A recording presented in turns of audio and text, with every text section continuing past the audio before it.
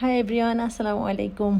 ইলিয়াস ভাই সেই চরম দিছে একটা ভিডিও, আশা করি গতকালকের ভিডিওটা দেখেছেন সবাই।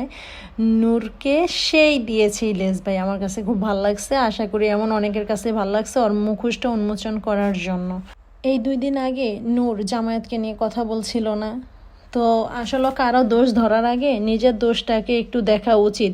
খুব ভাব নিয়ে কথা বলতেছিল জামায়াতকে নিয়ে। তা আসলে এসব বলে না, ওদের লজ্জা কম, লজ্জা নাই।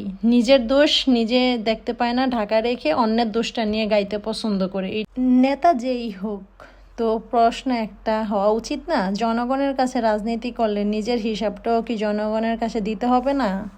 আর এখন আসেন মির্জা ফখরুল রাষ্ট্রপতি পদে।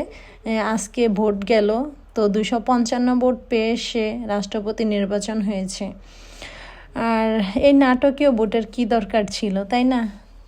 সবই তো এদের দলে বা এরা বলেই দিছে আগের থেকে যেন অন্য কাউকে ভোট না দেয়, তাহলে ক্ষমতা থেকে বহিষ্কার করবে। তো এই নাটকীয় ভোটের কি দরকার ছিল? যাই হোক, তো আমি বলবো যে একটা প্রশ্ন হওয়া উচিত না লাস্টে, নেতা যেই হোক নিজের হিসাবটা কি জনগণের কাছে দিতে হবে না? একমত হলে অবশ্যই কমেন্ট করে জানাবেন এবং কি সাপোর্ট করবেন। হ্যাঁ, প্রশ্নটা আবারও বলছি, নেতা যেই হোক নিজের হিসাবটা জনগণের কাছে দিতে হবে।